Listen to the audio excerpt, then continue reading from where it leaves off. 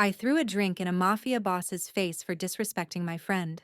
He just grinned and said, "That's the fire I've been looking for." The Velvet Fox always smelled like citrus cleaner and top-shelf bourbon by closing time, a soft sting in the nose that meant receipts were counted and tempers should have cooled. My wrists were sticky from rinsing shakers. My feet hummed with that dull, end-of-shift burn only bartenders understand. Glassware sang in a low chorus as I stacked it to dry, trying to pretend tonight was like any other. Maggie Bailey wasn't pretending. She stood midway down the rail with a tray pinned to her hip, smile clipped short at the edges. I've known her long enough to read the micro flinches, chin tucks, shoulder hitches, the tells that mean someone's cornering her with words she'll swallow to keep her job. Maggie always swallows. I don't. He arrived on a hush. Not the kind that's quiet, the kind that makes everything else quieter. The door breathed open, the jazz thrummed softer, and a pair of men in midnight suits split the room like a current found them first. Between them, a man in a razor-red suit that ate the light and threw it back richer. Hair clean and swept, jaw ink peeking above the collar, the sort of posture that lets you know he's never been told to wait. Ricciardi Pietro's eyes did a slow, expensive lap of the room and stopped where pain would be easiest, on Maggie. "Pretty ornament," he said, not raising his voice, just letting it travel. "Shame it doesn't pour faster." I felt my grip tighten around the cold glass in my hand. The ice bit the rim. Maggie's laugh, too bright, too thin, bumped the edge of a plea. Around us, the usual Velvet Fox crowd played statue. Venture money in tailored jackets. A judge who tips in cash, whispers that skim the surface and pretend not to look. There's a point where dignity needs a witness. Or it's just another story people tell themselves to sleep. I didn't plan anything. My body stood up before my brain agreed. I walked. Not fast. Just inevitable. Ricciardi's guards turned a quarter of an inch. Enough to say they'd noticed. Not enough to admit I mattered.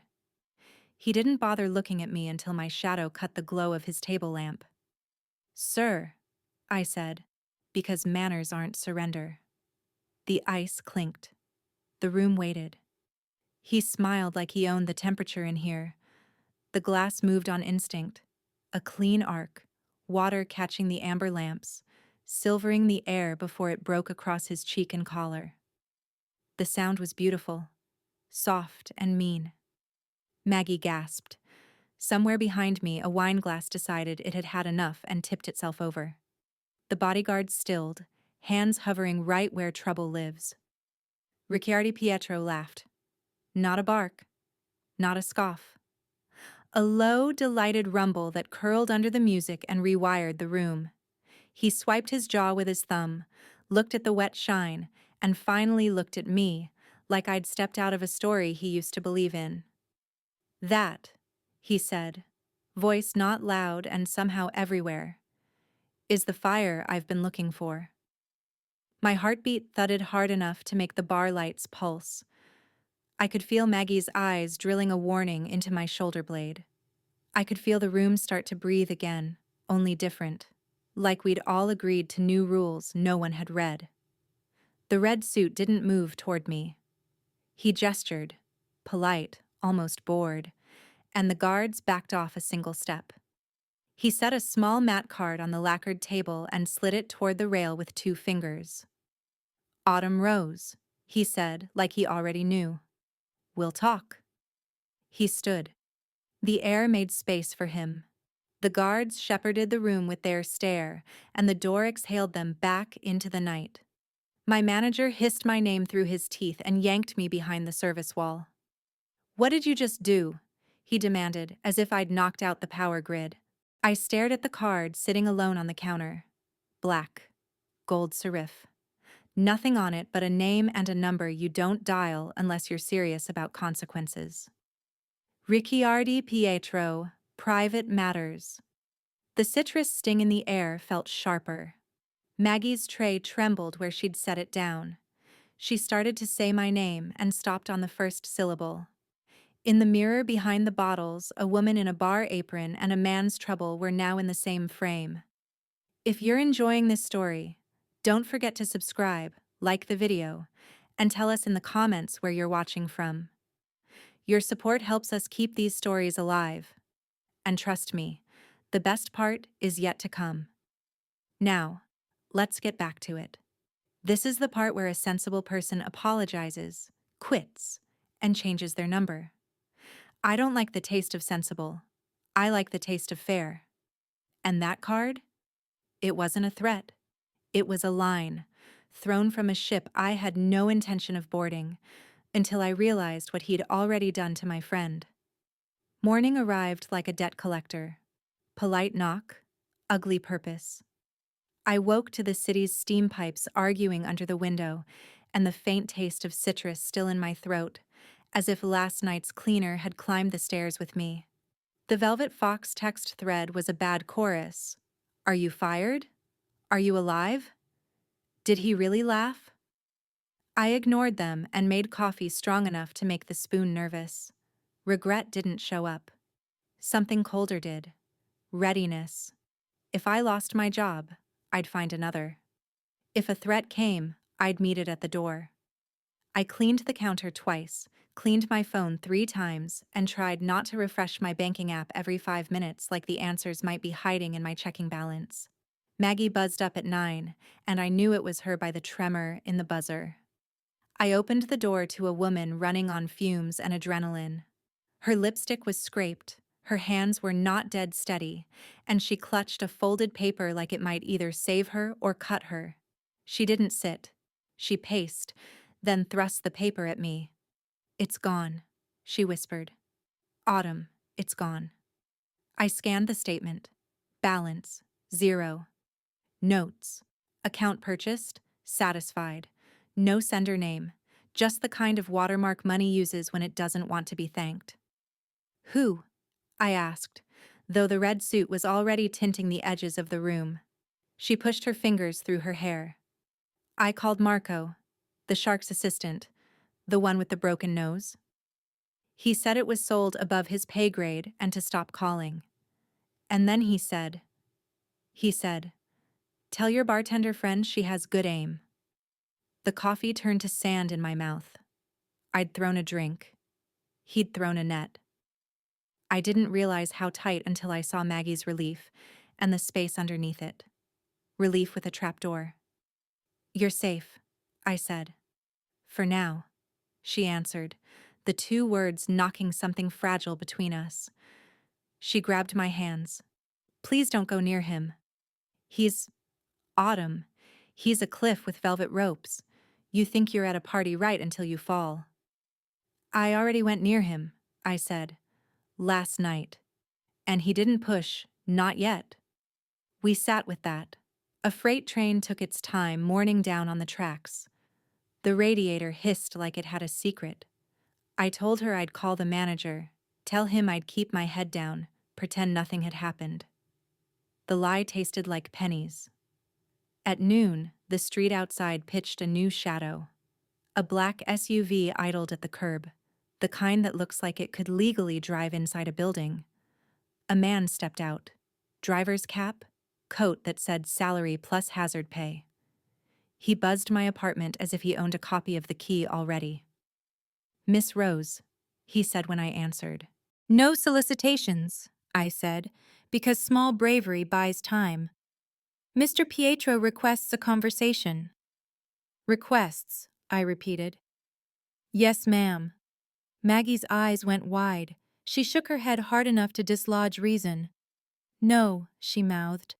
I'll be fine, I mouthed back, the lie cleaner this time. Down on the sidewalk, the driver held the door like I was a dignitary or a bomb.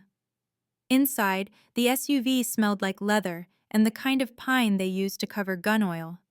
The city slid past in panes, brick, graffiti, slices of river that looked like metal. I kept my hands in my lap and counted my breaths because counting is a talisman, and because I didn't know which Autumn was going to step out of this car. Bartender, fool, or something I'd been avoiding becoming. The mansion rose behind a wrought iron gate whose curls looked soft until you imagined how they'd feel against your ribs. The drive wound up through cedars that made their own weather. Marble steps waited like an interview committee.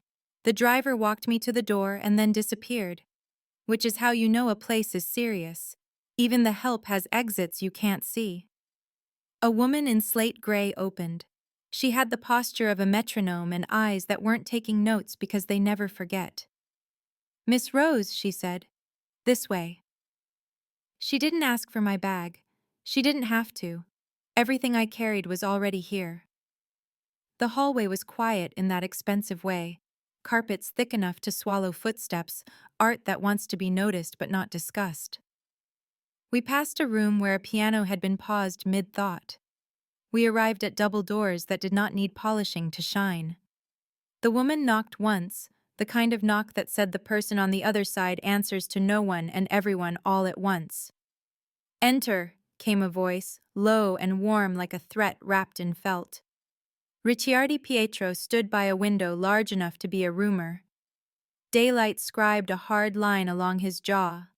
The faint white scratch of an old scar winked above the collar.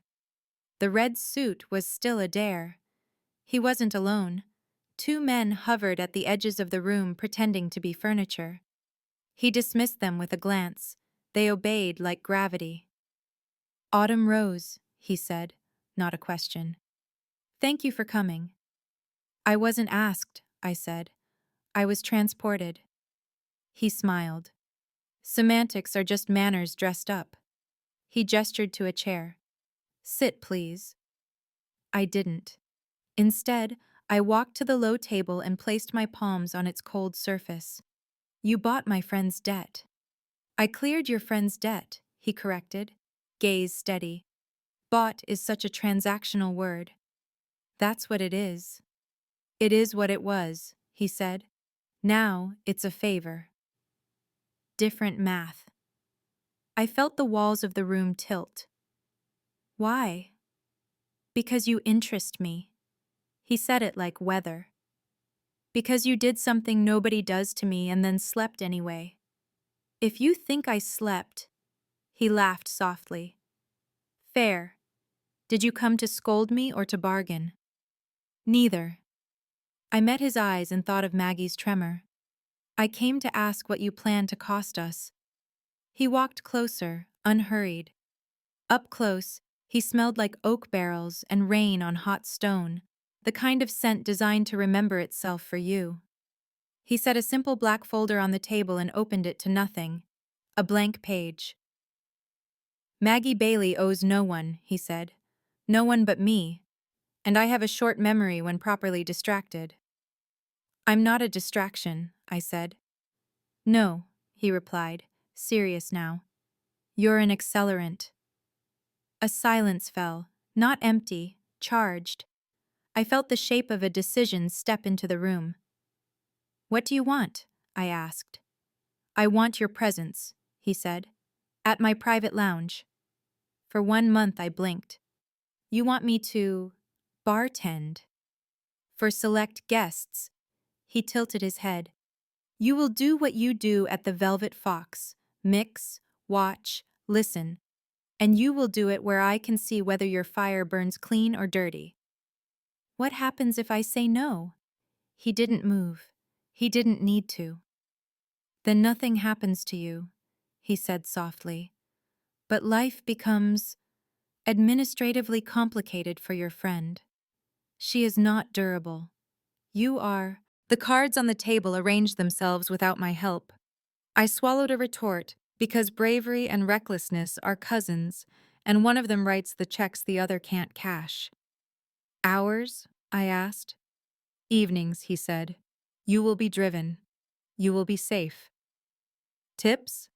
He smiled again, smaller. "You'll find my gratitude is not coin-based." The mansion seemed to lean closer to hear me answer. My throat found the word it needed, simple and heavy. "Fine." "Good," he said, as if we'd just settled seating for a dinner party. He closed the blank folder, which suddenly felt like a contract either one of us could write on the fly. You start tomorrow. I still have a job. You have work, he said. Jobs are things people take to stay alive. Work is what they do to stay themselves. Don't philosophize at me in your house, I said. It sounds like a sermon written by a bank. He almost laughed. Miss Rose, he said, and the formality wrapped around my name like silk and rope. I don't break people who already have fire. He stepped back, allowed the room to breathe, allowed me to breathe with it. I see how far it burns. The lounge hid inside the mansion the way a secret hides inside a lie, beautifully. Marble floors veined like smoke, brass lamps the color of old honey, a bar that stretched like a low-lit runway, stocked with bottles arranged by a mind that believed order could tame vice. Music didn't play here. It breathed, brushed along the walls in velvet, too soft to catch unless you were listening for it. I listened for everything. They came at dusk. Judges who practiced neutrality like religion, councilmen with pocket squares and empty souls, fund managers who smiled with their teeth tucked away, men who wrong-footed their consciences at the door and asked for single malt to steady the limp. They called each other by first names, as if that absolved them of what they were buying. They tipped in whispers. They left in arrangements. I wore black and anonymity, tied my hair back, and moved like I'd been born behind a bar. Hands steady, eyes patient, ears open. I learned the speed at which a liar sips. I learned the pause a coward takes before asking for something he's already decided to get. I learned that power has a sound when it settles. Hush, hush, like tide under ice. Ricciardi sat where the room had to notice him, the corner that commands the angle of every mirror. He didn't bark orders. He didn't need to. He watched. The watch itself was command. His jacket bled red into the ambient gold. The ink at his neck made a dark parenthesis around everything he didn't say. When I moved down the rail, his gaze stepped with me, unhurried, precise, as if cataloging each choice I made and what it revealed. He started small. Miss Rose, he'd say when the room swelled with laughter. If honesty had a flavor, what would it be? Unpopular, I'd answer, setting down a rye. Later. How would you disguise poison? By promising it's the last drink they'll need. He smiled at answers like a mathematician might at a clean proof. Pleasure at form, reserve about outcome. Other nights, he tried to pull threads. Your friend, she sleeps better now? She breathes, I said, which was the truth most days. And you? I count ceilings. He let that hang between us the way a gambler holds a card he knows you can't beat. The regulars learned me quickly and liked me carefully. Men like that don't actually want charm. They want competency that doesn't look like judgment. I poured softly and remembered preferences the way a locksmith remembers tumblers. Judge Portello liked his ice to crack before the pour. Councilman Voss needed a second napkin to hide his hands. A developer with wolf-gray hair demanded an old-fashioned, the original way, which meant my way, which meant the real way, and I gave it to him without ceremony. They called me efficient. They meant safe. One of Ricciardi's lieutenants, Vince, thick through the shoulders and thin everywhere else, took a dislike to the idea of me.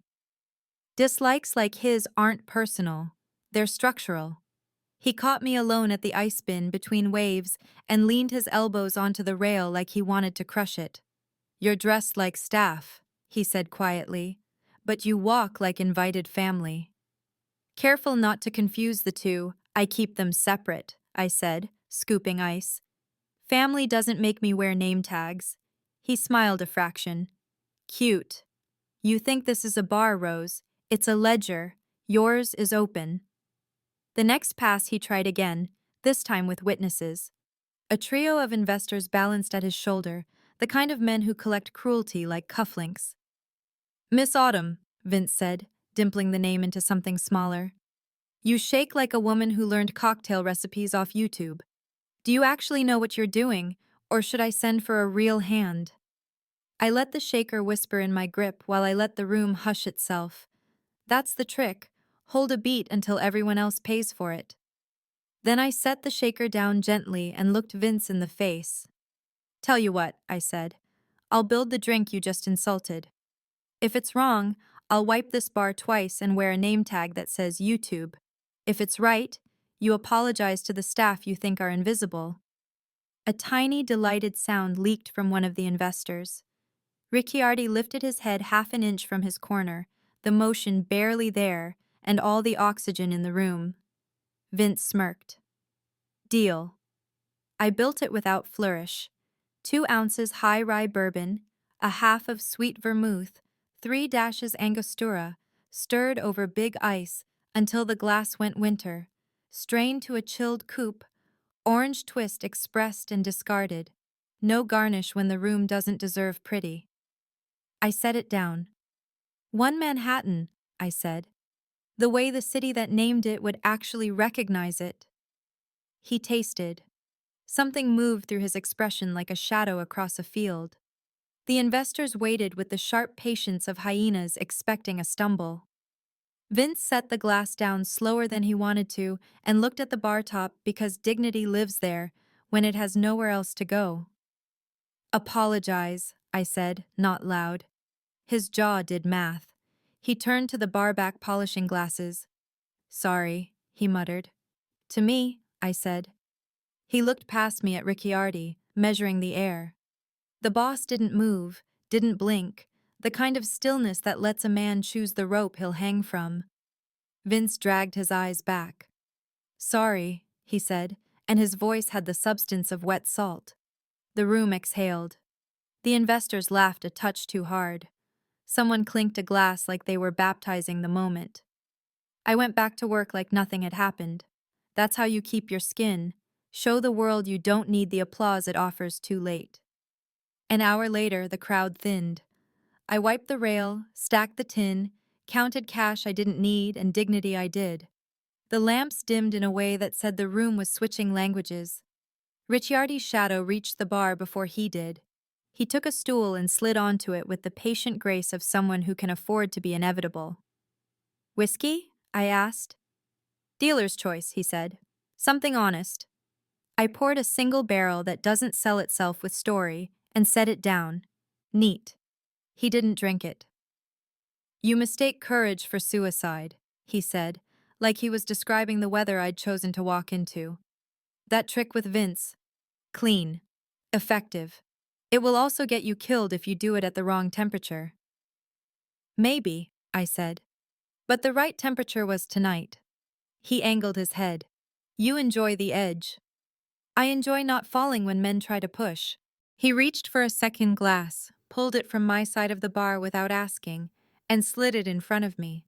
Then he poured, careful measure, no waste, and set the bottle aside like a decision. I should punish you, he said, for disrespect, for theater, for an understanding of optics that did not ask my permission. Then do it, I said, or don't. But don't use the word should like it's a leash. Silence took a seat with us. He lifted his glass, eyes on mine, and drank. I matched him. It burned clean, truth with a heat index. Maybe, he said after the swallow, that's what keeps me alive. The line wasn't for performance. It sounded like a man filing a thought he'd need later. Nights layered themselves. The lounge taught me the choreography of privilege. Ricciardi taught me how attention can feel like weather, sometimes bright, sometimes a storm you pretend you wanted. He'd ask me riddles and never care about the answer. He'd brush by close enough to announce danger, far enough to look accidental. I refused to flinch and found a strange power there. If you never give them the moment of your fear, they eventually have to hand you something else. On a late Thursday, after the judge with the sad tie left and the piano remembered its melody, Ricciardi stayed behind while the staff ghosted out. He stood by the back bar mirror, studying his reflection like it owed him money and apology. You remind me of something I lost long ago, he said, not turning around. The mirror gave me his eyes anyway, tired, amused, dangerous, honest. Someone who wasn't afraid of me. I am, I said. I just don't let it organize me. He nodded once, like a chess player conceding a piece he'd hoped to save. Good, he said. Then the game can actually begin. The lounge wore a stricter suit that night. Lights pulled lower, corners sharpened, security multiplied so quietly it looked like decor. The guest list had been curated into a threat: a shipping magnate with a Saints publicist, 2 councilmen who smiled like receipts, and a banker whose handshake came with an implied non-disclosure. Ricciardi didn't sit. He presided, anchored at the room's gravitational point in that blood-red jacket that made everyone else look borrowed. A ledger lay open on the main table. Not numbers, names, territories, favors, ports that change ownership without moving an inch. The conversation was a whisper knife. We will do this for you if you forget what we owe him. I poured like a metronome and tried to be furniture. The door opened without a knock. 3 men stepped in carrying the kind of permission you don't ask for. No invitation, no apology. The first wore a gray suit that tried to pass for modest. The bulge under his lapel made it a liar. The second looked like he'd been assembled from angles. The third was young enough to still believe adrenaline is a plan. They moved with that particular swagger of men who think a surprise is a strategy. Evening, Gray Suit said, like we were neighbors on a porch. We heard there was a meeting. Vince was on them before they finished being silhouettes. Private, he said. You're lost. We're found, Gray Suit corrected, smile narrow. His eyes slid to Ricciardi. We have a counter-offer. The room stilled the way prey stills. The judge among the guests pretended to tidy his napkin. The banker pretended he'd left the stove on at home. Ricciardi didn't change expression. He simply unbuttoned his jacket, which in this world is how you draw a perimeter with fabric. You're interrupting, he said mildly. That's the point, Engelman said, and with the gracelessness of amateurs, the young one pulled a gun. Time kinked. The music forgot its next note. A glass somewhere decided to shatter just to give us an early soundtrack. Easy, Vince said, voice gone flat. Hands hovered. Ricciardi's men were already moving, half steps that put bodies between bodies, calculus done by muscle memory. I felt the air change temperature inside my lungs. I looked at the back bar and saw what I needed: high-proof rum, a stack of bar towels, the blue flame of a candle that had been decoration until it wasn't. That won't be necessary, Ricciardi told the boy with the gun, tone soothing enough to trick a heartbeat. We are civilized animals. Sit. Speak. Don't make your first night your last, the boy snapped, hand jerking higher. That was the moment the room stopped being a conversation and became a decision. I moved. Bottle, towel, candle. The towel drank the rum. The wick kissed the edge and bit. Fire woke up, small and eager. I gripped the neck, stepped into the line of sight the way you're not supposed to, and let the arc teach the room a new language. The bottle sailed, a comet sketching orange across velvet air. Gray Suit's eyes snapped to it too late. It hit the table where the ledger lay open and burst into bright, hungry syllables. Flames leapt like they'd been given permission they'd waited years to hear. The boy with the gun yelped and flinched. The muzzle kissed the ceiling with a bark. Engelman stumbled back. Heat punched a fast prayer through the room. Down! Vince roared. Ricciardi didn't duck. He stepped forward into the interruption like a conductor correcting tempo. His men flowed with him. One kicked the gun aside. Another shouldered Engelman into a wall hard enough to make the sconces gasp. I grabbed the extinguisher from under the bar and sent a white roar over the ledger while the councilmen tried to become chair shadows. Smoke coughed up into the rafters and curled like a bad idea. The boy swung wild, catching my forearm with a blind elbow. Pain rang a bell up to my shoulder. He lunged, but Vince folded him at the waist, with a body shot that belonged to a different century. Gray Suit reached for his jacket. Ricciardi took 2 steps and taught him a lesson in wrist control that ended with the gray suit on his knees and the gun skittering under a settee. Sirens bloomed outside, distant and blossoming fast. Of course they did. In this zip code, emergencies are punctual. Clean, Ricciardi said, not raising his voice. It carried anyway. His men obeyed. Zip ties whispered. Phones vanished. The ledger, its edges singed, its center spared, closed like a mouth that had said too much. Guests were ushered into an antechamber where plausible deniability grows on vines. I sprayed the last of the extinguisher until the air tasted like chalk. Smoke fingered the ceiling. The flameless candle guttered, offended. The room breathed in shudders. Someone turned the music off. Silence felt wet. Ricciardi surveyed the wreckage, then me. Something hot and difficult flickered across his face. A calculation having to share space with something he didn't speak out loud. The sirens swelled closer. Security glided guests through a service corridor designed for disappearance. Vince hauled the boy out by the collar like an unruly dog and tossed him to 2 other men with instructions I didn't want to hear. Graysuit was escorted with less dignity and more creative geometry. Angleman pretended he'd never known either. Before we continue, take a moment to subscribe and like this video. It helps more people discover stories like this one. And tell us in the comments where you're watching from. Now take a deep breath, because what happens next will change everything. Go, the house manager said to me, materializing with the efficiency of a stagehand. Hallway 3. Staff exit. I nodded, but my feet didn't listen. They carried me after Ricciardi as he moved through a side door into a long, dim passage that felt like the mansion had a spine. The noise of retreat dulled behind us. The smoke thinned into memory. A red emergency bulb pulsed at the far end like a heartbeat. Ricciardi, I called, breath finally admitting it was tired. He stopped, turned. The corridor made us intimate by subtraction. No music, no audience, just stone, smoke on my sleeve, and his eyes. He closed the distance in 3 unhurried steps and set his palm flat against the wall beside my head, not touching me, making touch undeniable. The heat off him had nothing to do with fire. You shouldn't have done that, he said, voice low enough to undo stitches.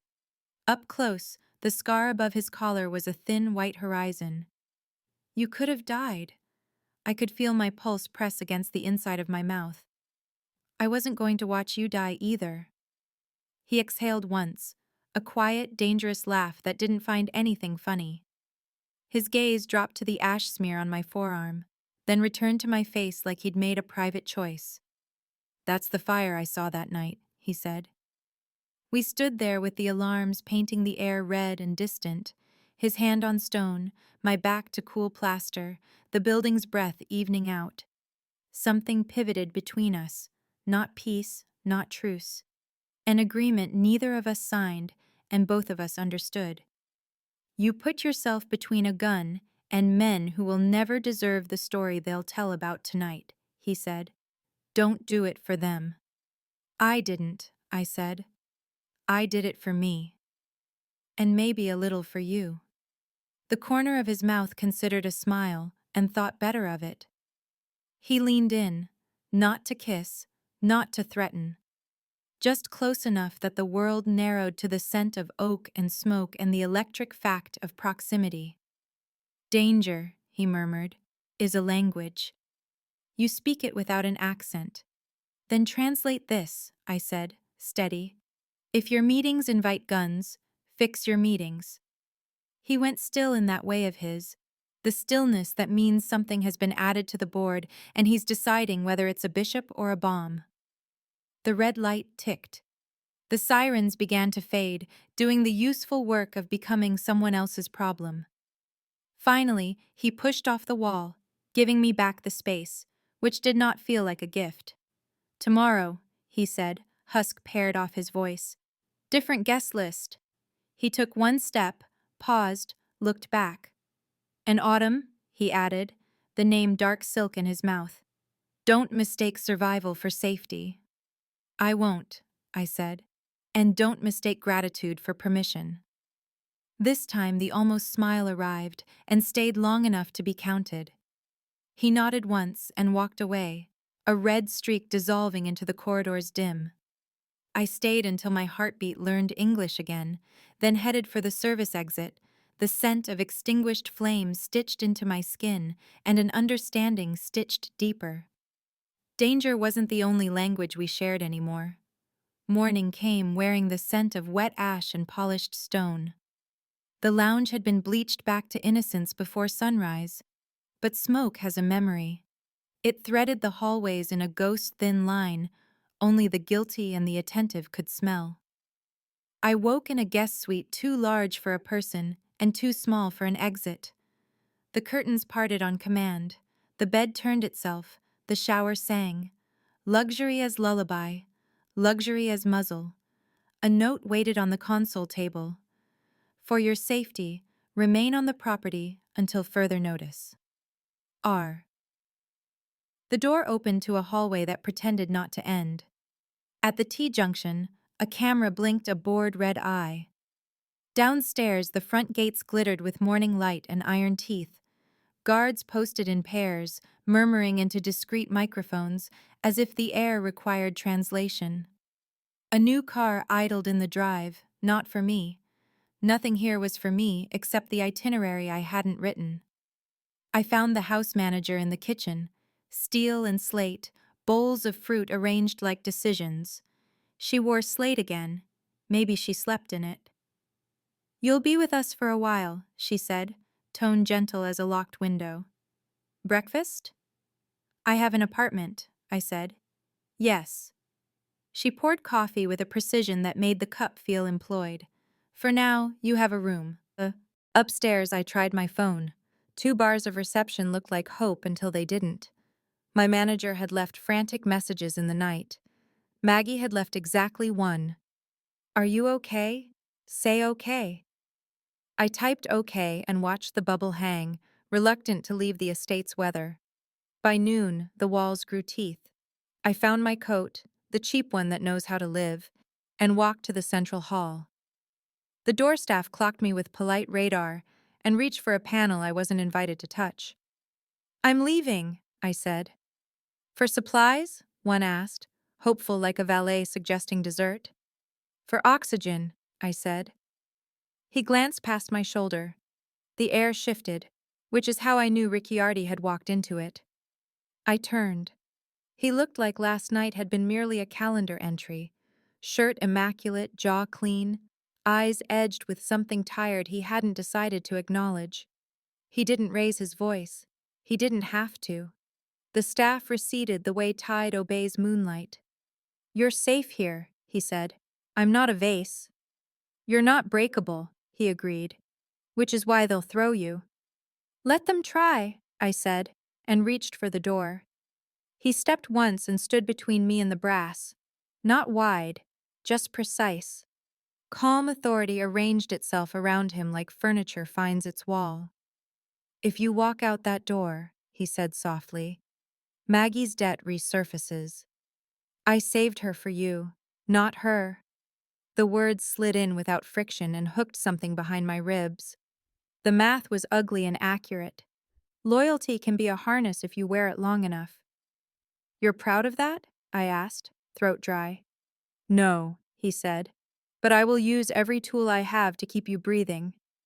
Even the ones that make that breathing feel like drowning? His mouth considered a wince and settled for a line. He stepped aside half an inch, a courtesy that wasn't an option, and motioned down the hall. Walk with me. We crossed a gallery framed with successes, photographs where men shook hands and called their deals friendship, oil portraits in which ancestors looked like they'd invented forgiveness as a tax shelter. At the far end, a door opened to a courtyard, a square of green walled by brick, a sliver of honest sky. He'd brought me outside without letting me out. The trick was elegant and infuriating. You've built a beautiful prison, I said, sitting on a bench that probably had a pedigree. A fortress, he corrected. The difference is purpose. For you or me? For both of us. He watched the fountain as if the water owed him punctuality. Up close, I could see what the suit swallowed: the bluish bruise under one collarbone, the half-moon of sleep deprivation under an eye that didn't want to admit it was human. A muscle worked along his jaw like it was considering a resignation letter. He pressed 2 fingers to a scar near his throat without noticing the tell. You don't trust your men, I said. I trust them to do what they are, he said. And what's that? Hungry. He glanced at me. Hunger can be steered. It can't be satisfied. Sounds lonely. It is, he said, like a man confessing to a crime that isn't illegal. We sat with the fountain's neat applause. The cameras took turns remembering us. A hawk circled the slice of blue like it had a permit. Say I stay, I said. What's the plan? You keep me here behind lenses and gates until the city forgets I exist? That's not protection. That's retention. He breathed, slow. It's a week, 2 at most. The men from last night won't try the same door twice, but they'll look for a side window. I'd rather they find nothing. I'm not nothing, I said. No, he said, and the word ran warm. You are very much something. Which is why we're here. I stood. The bench creaked like a small applause or a warning. You think you cage me? I said, the anger coming up clean. But you're just arranging the furniture while the house burns. Possibly, he said, unflinching. But until the fire trucks arrive, we don't open the front door because you're bored. Bored? The word sparked. Is that what you think this is? He rose and the courtyard got suddenly smaller. The red suit made a shadow across the gravel. No, he said. I think you're brave. And I think bravery, without a map, is a cliff. We stared. Lightning doesn't need thunder to be real. It only needs distance to be small enough to survive. Our arguments had become that. Small distances, pretending not to be storms. The rest of the day learned our new choreography. I paced the hallways until the rugs would have filed a complaint. He vanished into rooms that swallowed calls and returned verdicts. In the late afternoon, I drifted to the lounge. The staff worked in murmurs, restoring harmony to a space that had tasted chaos and wasn't sure it liked flavor. I polished a glass that didn't need it. Vince passed, paused like a man debating penance, and kept walking. Small mercies still count. At dusk, I found Ricciardi in the study, the room that smelled like old wood and new rules. He stood at the window again, hands in his pockets, spine lined straight. The city below had started twinkling like a lie told well. You won, I said. I'm here. He didn't turn. It doesn't feel like winning. What does it feel like? Like sitting in a locked car while a thunderstorm laughs. I moved to the bar cart and poured 2 fingers of the whiskey he'd chosen last time, the honest one. I set it on the desk without asking. He didn't touch it. Do you ever sleep? I asked. Rarely, he said. Because you can't trust the men guarding you, I guessed. Or because you don't trust the man you are when you close your eyes? He looked at the glass then, as if it had asked the question. Both. We let that be true without ceremony. The study's lamps breathed lower. Somewhere in the mansion, a door opened and closed with the finality of a judge's day ending. He finally turned and took the whiskey. The first sip softened something that had been sharpened to death. You think I cage you, he said, voice quieter than the room deserved, but it's me who's trapped. He wasn't asking for sympathy. He was acknowledging terrain. In what? I asked. In obligation. In reputation. In the expectation that if I am not a monster, the monsters who owe me tribute forget to be afraid. He studied the cut of light across the desk. And now, in you. The honesty had weight. I hated the way it made me want to offer him a chair inside my worry. I don't want to be your reason for worse things, I said. You won't be, he said. If I become worse, it will be because I prefer it. Comfortable answer. True, he said. We held each other's eyes long enough to prove neither of us would drown first. The air between us took on that charged stillness again, the one that suggests a kiss not as escape but as escalation. I stepped back and broke it with the clink of glass on wood. 2 weeks, I said. That's my map. After that, you open the gate, or I climb it. His mouth tilted, the ghost of a smile startled into living. 2 weeks, he agreed. But I'd prefer you use the door. Then don't lock it, I said. Try trusting me, he said. Try earning it, I answered. We were smiling then, which didn't make any of it safer. The cameras in the room pretended to look away. Outside, the city continued its glittering impersonation of mercy. Inside, the velvet cage tightened and softened at once, because sometimes a prison is just two people holding each other's worst impulses at polite distance and calling it protection. The estate learned my habits and tried to domesticate them. I walked the courtyard in figure eights. The cameras traced lazy halos. The guards learned to nod at distances that looked like respect. 2 weeks was our bargain, and I wore it like a countdown watch. On day 9, the sky decided to bruise early. You could smell rain inside the marble. I'm running, I told the house manager, lacing my shoes. Twice around the block. 10 minutes. She blinked once, weighing protocols against pulse. Take the side path, she said, which wasn't yes, but wasn't no. A guard shadowed me to the service gate, keyed it open, and let a slice of city air in. Diesel, wet brick, honest weather. Freedom is loud at first, then it's just footsteps. I cut along the hedges and turned onto the narrow street that pretends the mansion doesn't exist. My breath found its metronome. A truck idled somewhere nearby, coughing oil like an old smoker. When I reached the corner, something shifted. A van door thumped, too fast, too close. I had time to think, not here, and of course here before the world folded. A hand, a chemical sweetness, a hood. Wait. The sidewalk slipped away under a shove. The side gate clicked shut behind me without help. They worked quickly, like men who had practiced stealing a minute. Don't fight, a voice said by my ear, young, wired.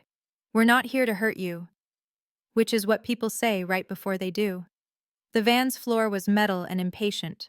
I rolled with the turns, counting lefts and rights the way you count sheep you intend to strangle later.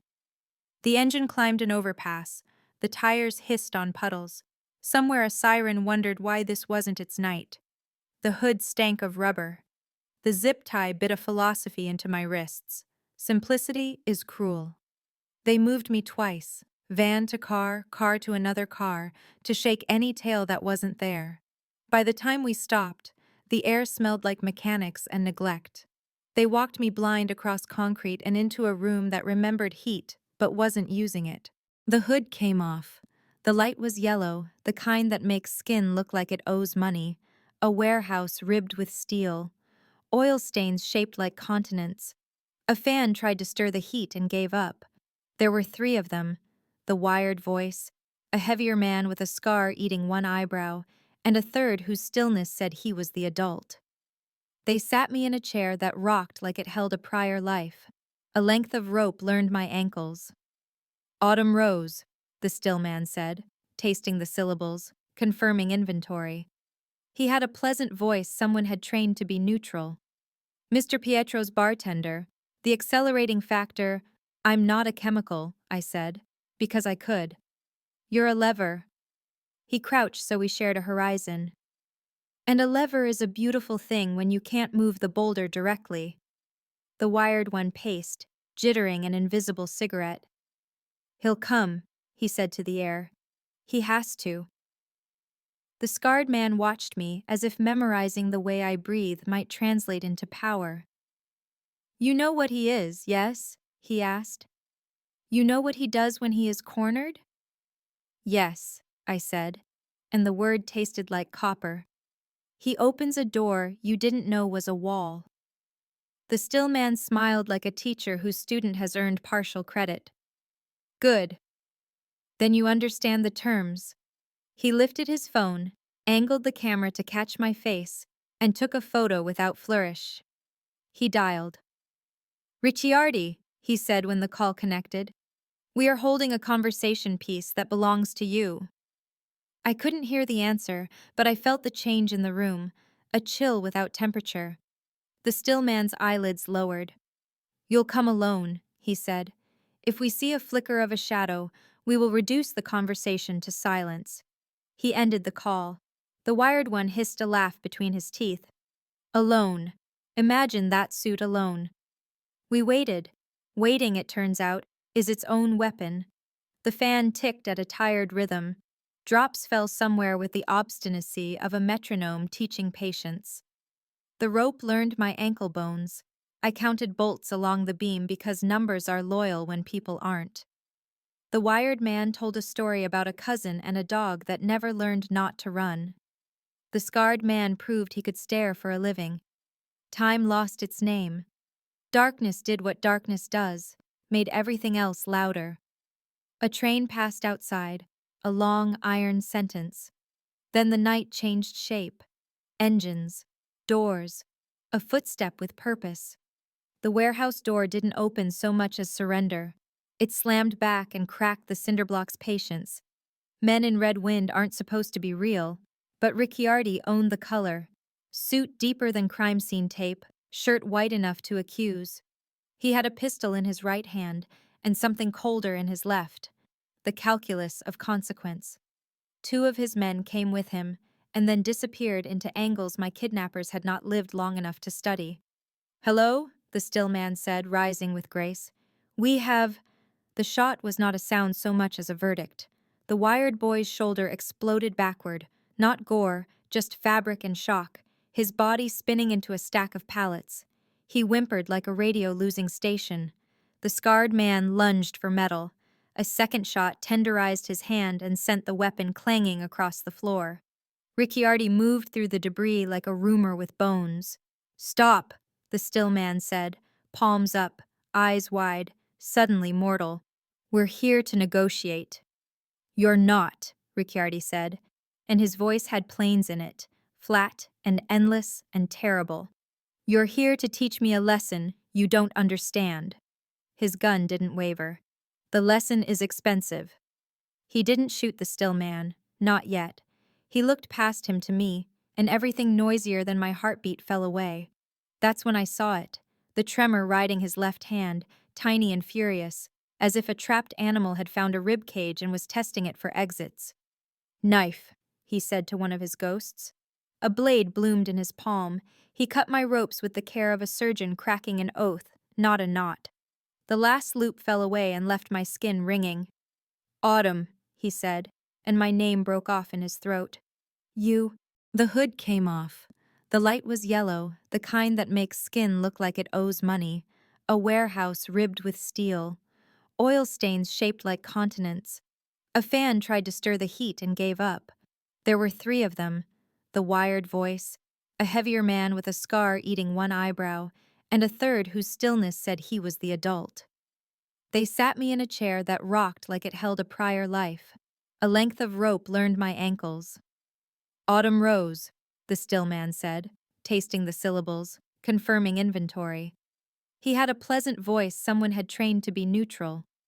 Mr. Pietro's bartender, the accelerating factor, I'm not a chemical, I said, because I could. You're a lever. He crouched so we shared a horizon. And a lever is a beautiful thing when you can't move the boulder directly. The wired one paced, jittering an invisible cigarette. He'll come, he said to the air. He has to.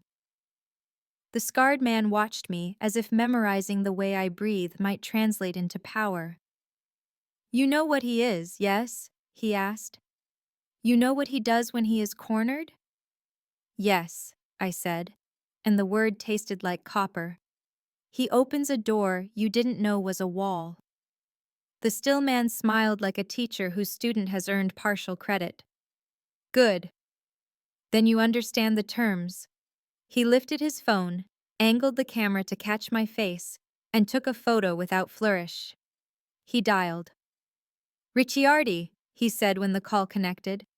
We are holding a conversation piece that belongs to you.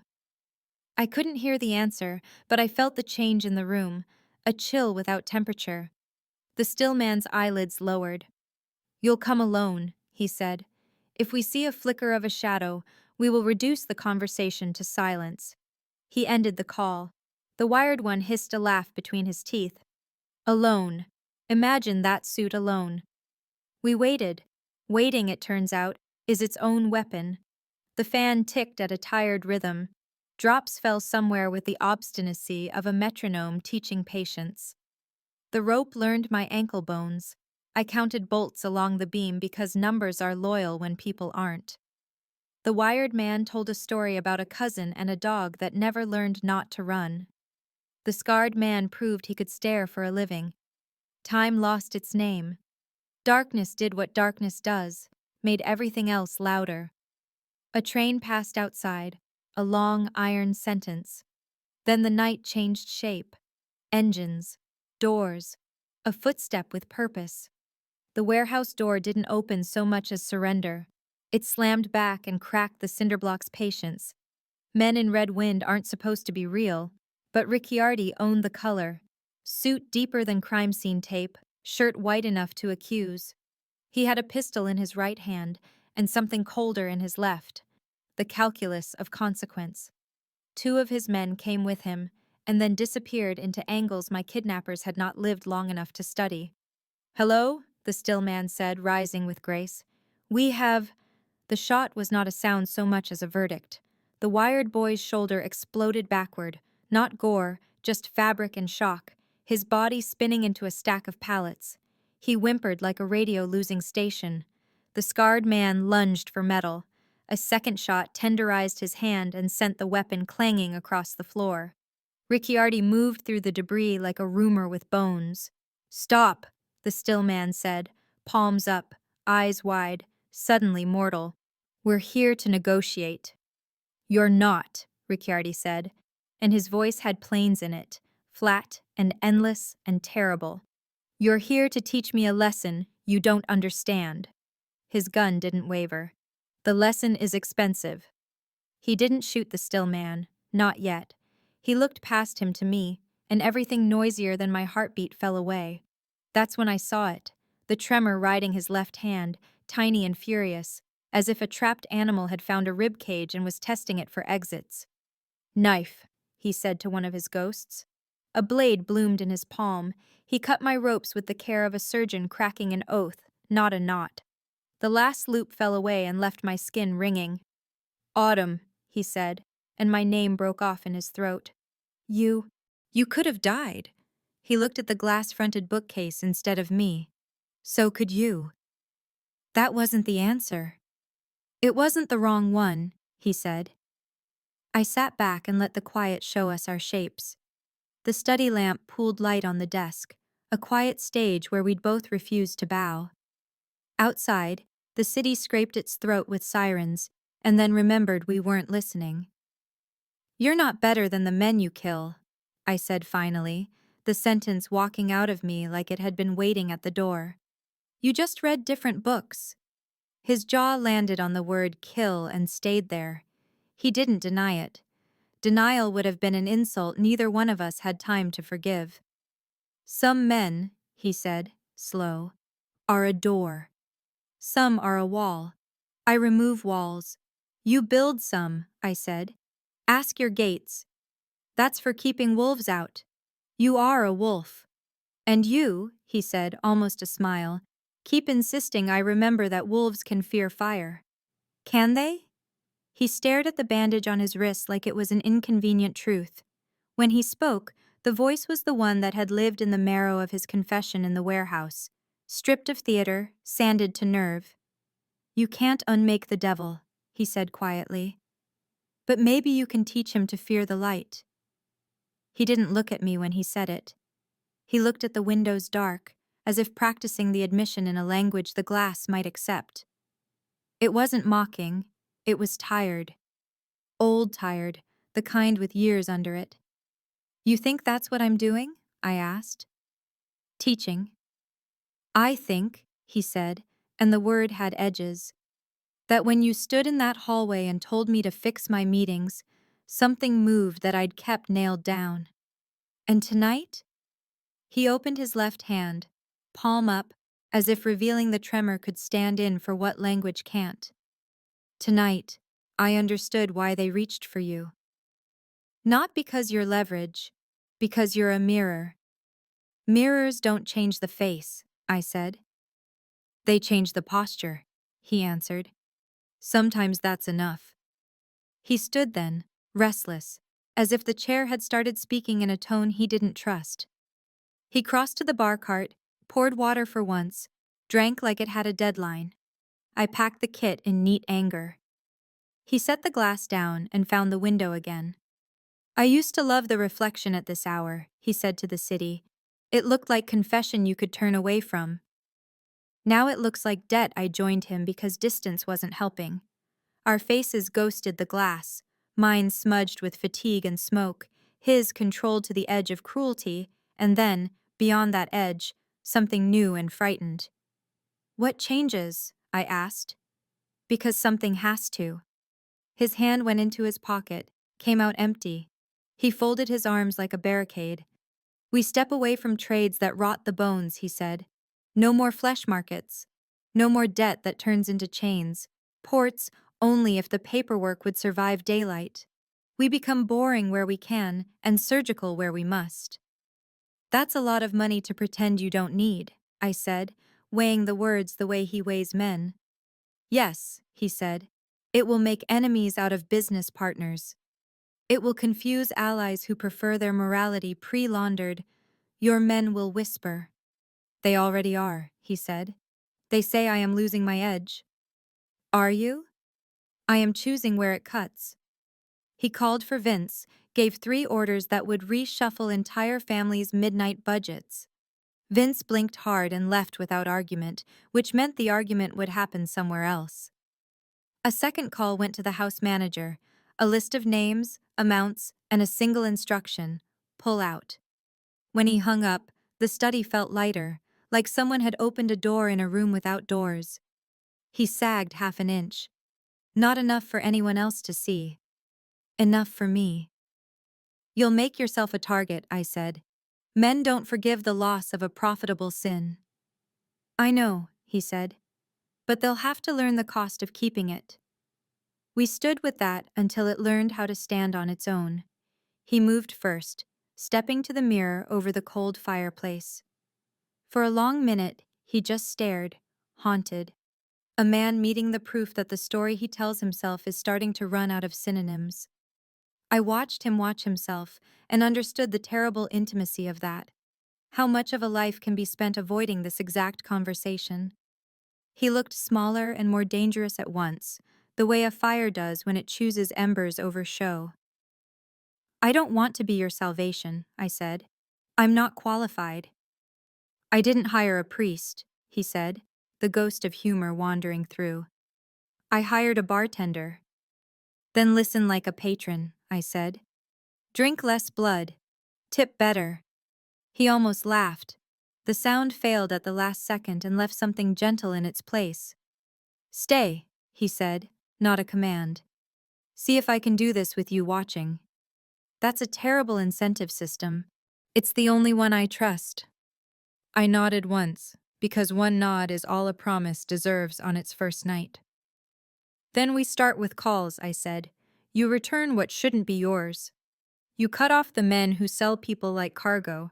You tell the judges in your pocket they can keep their hands clean, or their names won't. And when the ground shakes? We keep our feet, I said. Or we cut the shoes off and run faster. He turned from the mirror. The haunted look didn't leave. It softened around the edges, as if the ghost had decided to sit down and listen. He took my hand then, not possession, not performance. A touch that was simply weight and warmth, and the acknowledgement that 2 people were standing on the same floor at the same time. Thank you, he said.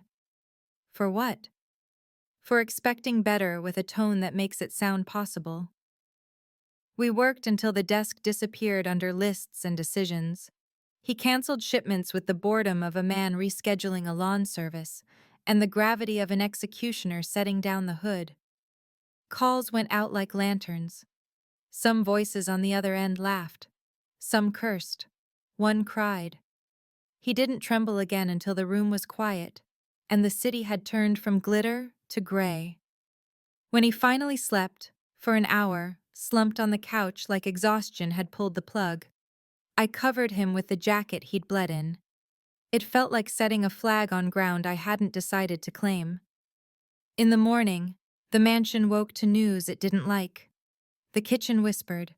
The guards adjusted the way they stood, as if reality had shifted a half-inch to the left, and they were late to follow. Vince reported in with a face that couldn't decide which side of loyalty tastes better. "Word is out," he said.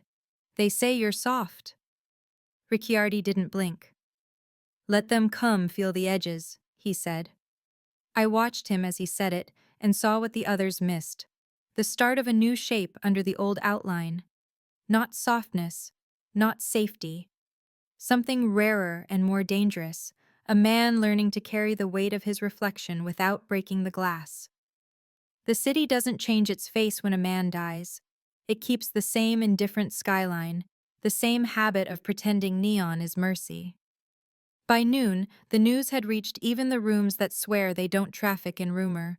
One of Ricciardi's lieutenants, Sal Caldero, the one who laughed with his whole mouth and paid funeral costs without signatures, bled out behind the wheel of his sedan, hands still at 10 and 2, as if he could guide himself away from it.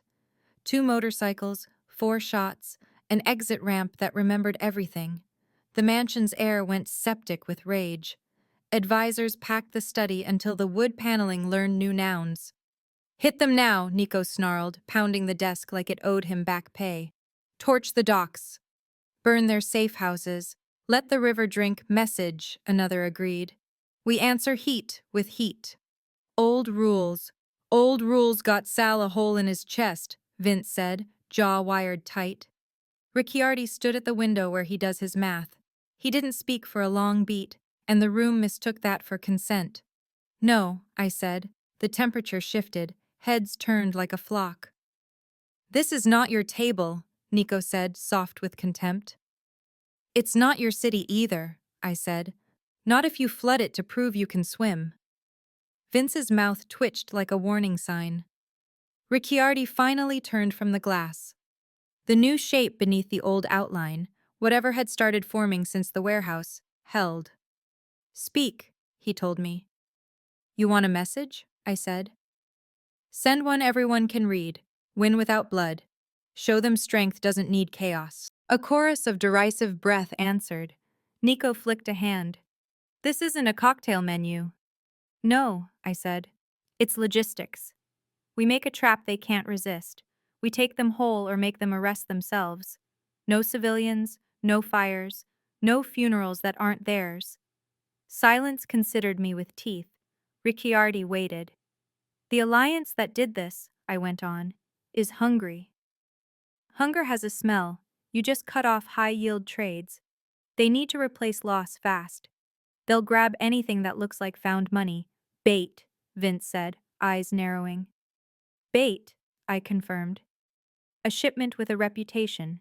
Cash dense, no bodies attached. A name they recognize, a route they trust, a time that feels like fate," Nico scoffed. "And then?" "We close the exits," I said, "but not with bullets." With locks, I laid it out.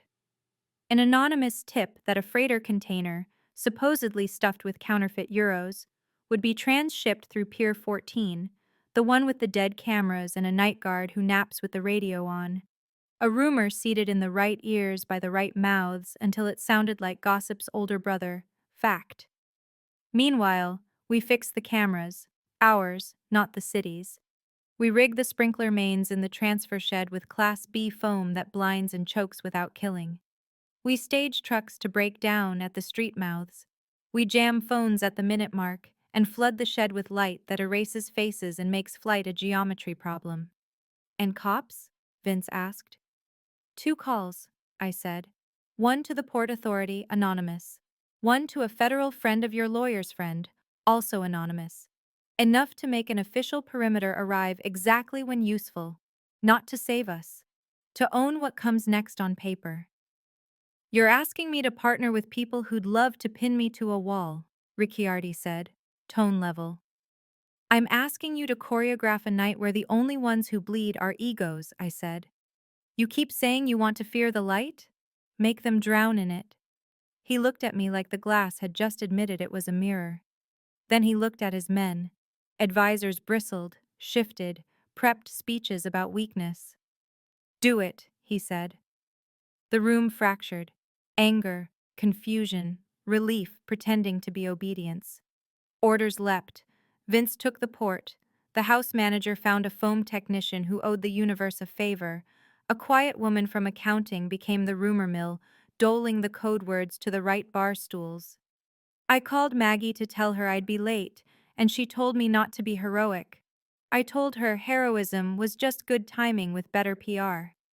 Night came wearing rain again. We staged at a storage unit that once sold holiday decorations and grief.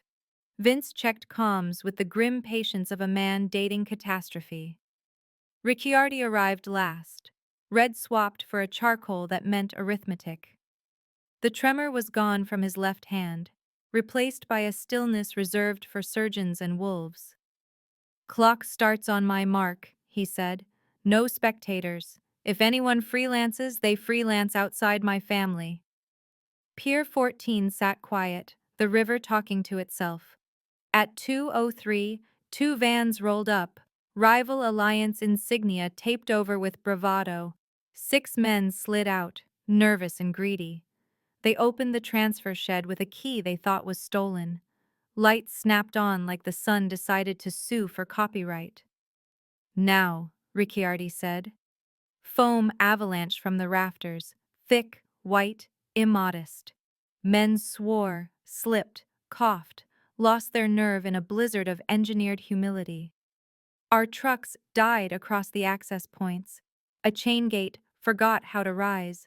Phones chimed SOS, and then screamed static. Vince's crew stepped in from the dark with shields and zip ties, moving like waiters at a very precise disaster. I watched from the catwalk, heart punching a tempo my body pretended to agree with. Ricciardi stood below, command quiet, sending hands where panic tried to grow. No shots. A single elbow to a throat when a knife argued with reason. It was over in 4 minutes and 59 seconds. Embarrassment as strategy. Sirens arrived on cue, authority flashing its costume jewelry. We stepped back into the shadows we hadn't left. Port cops tripped over the evidence the rivals had brought for them. Weapons, burner phones, ledger fragments in a backpack with a cartoon on it. Federal jackets appeared, late and timely, faces pinched with bureaucratic appetite. On paper, it would read like luck and competence. In truth, it was choreography with ethics. Back at the mansion, the study exhaled something complicated. The advisors looked stunned, like the ground had moved and spared them anyway. Vince poured 2 fingers of honest whiskey and didn't argue when I added water. You wanted blood, I told Nico quietly. You got consequence. Nico didn't answer. He stared at his hands as if they'd betrayed him by being clean. Ricciardi stood apart, listening to the house breathe. He was victorious in a way that doesn't cheer. He walked to the window. The city reflected wearily, as if it had watched too many men like him realize too late what they'd learned too early. They killed Sal, he said, not turning. I didn't give it back. You didn't multiply it, I said. He nodded once. They'll come again. They will, I said. And tonight you taught them a new calculus. Every time you refuse chaos, you make it more expensive. He turned then, and the mask he wears for his men slipped just enough for me to see what the victory had cost him. Not money, not territory. A vulnerability that could get a man buried deep in a world that eats softness for breakfast. My humanity, he said, almost surprised, is making me visible. It always was, I said. You just had it dressed. He came closer, not quite close enough to be accused by it. I would burn the world to keep you safe, he said. It wasn't theater. It was marrow. I felt the old dread rise, the kind that smells like gasoline and promises. I stepped the last inch forward so the answer couldn't miss. Then maybe it's time to build one instead. He inhaled like the sentence had a weight, and he was testing whether his ribs could carry it. Outside, the rain found the river and pretended they weren't the same thing. Inside, advisors found other rooms. Vince found reasons to stand guard down the hall. The study was ours in the way a borrowed room sometimes is. What does building look like? He asked. Fewer enemies fed, I said. Fewer lies paid. Fewer mothers bargaining with God on concrete. And when they refuse the blueprint, then we show them the foundation can hold without them. I touched the bandage still faint at his wrist. You don't have to be softer, just steadier. He nodded, slow, like a man hearing a melody he'd known as a boy and forgotten on purpose. The window threw our reflections back at us, two figures that might, if stubborn enough, convince a city that strength comes in other shapes than fire. War hadn't ended. It had paused to take notes, and for the first time, the notes were written in a hand that didn't shake. The mansion learned to whisper after nights like these. Doors closed with courtesy. Footsteps edited themselves. Power, newly cautious, walked in socks. I found Ricciardi in the study just before dawn, the hour when even pride nods off and truth steals the chair. The city was a dim constellation beyond the glass. Papers lay in obedient stacks, a map of everything he'd stopped and started. He didn't wear red, charcoal tonight, sleeves rolled, throat bare, a man whose armor was in the laundry and whose ribs were having a frank discussion. His left hand trembled once, twice, then stilled against the desk as if the wood had offered to hold it. Autumn, he said without turning, and the word came out like a last coin. I crossed the rug that smells like old victories and newer compromises. You sent the refunds? He nodded. Every crooked dollar we could untangle from a name. The ones we couldn't, we'll replace anyway. He exhaled. It won't be enough for some. It won't be nothing for many, I said. He faced me then. Behind his eyes was a ledger I didn't want to read, and a horizon I did. The night had carved the planes of his face into something severe and human. I'm done pretending stakes belong only to other people, he said. So here is mine. He stepped around his desk. Close, not cornering. He opened his hands, empty for once, not even a glass to excuse them. They shook again, a thin, stubborn refusal to lie. Stay, he said. Not a command, an unvarnished sentence. Stay and help me rebuild what I broke. Leave, and I'll let you go. He swallowed, and the swallow had gravel in it. But you'll take my soul with you. Silence, honest as a slap, came to stand between us. The lamp hummed. Outside, a delivery truck argued with morning. I watched the tremor, that small insurrection, and felt something cruel and kind both, the relief of seeing a man without his myth. You don't need a savior, Ricciardi, I said, stepping into the same honesty. You need a partner. His mouth almost smiled in surprise, as if I'd handed him the right wrench for a bolt he'd been stripping with pride. I extended my hand. It wasn't a dare. It was an offer I could live with. You want fire? I said. I'll show you how to use it without burning everything. He looked at my hand as if it were both verdict and reprieve. Then he closed the distance fully, slow, deliberate, the careful way you approach an animal that's chosen not to run. His palm met mine, warm, steady for that one sacred second where decision holds the world still. Then teach me, Autumn Rose, he said, voice low and newly unafraid. Because that fire, it's the only thing keeping me alive. The study exhaled, as if the house itself had stopped waiting for permission. For a while we stood like that, not as a tableau, but as a contract written in tendons and bone. When we let go, the air didn't collapse. It expanded, the way rooms do when you finally put the furniture where it belongs. First lesson, I said. We tell the truth early, before the lies get expensive. To your men, to your judges, to the ghosts in this wood. He gestured to the desk. Second lesson? We build systems that don't need you to be a saint to work. And we fire anyone who thinks blood is a shortcut. His laugh was quiet and genuine, the kind that doesn't mistake me for relief. Brutal kindness, he said. I can live with that. We worked as the sky unknotted from black, calls scheduled, lines drawn, a list of ports where our absence would be a sermon, names of families who would wake to find their lives uncollateralized, debts canceled without strings. He signed documents the way men sign ceasefires, with a pen heavy enough to qualify as a weapon. Do you ever miss the old way? I asked when the stack thinned. I miss how it lied to time, he said. Violence makes you feel efficient. It's just expensive theater, really. And if your rivals play theater with gasoline? Then we sell out the theater, he said, mouth cutting to a grin that knew its edge. Seats removed. Stage gone. Only room left is for daylight. He walked back to the window. The first thin blade of morning lifted the city's eyelids.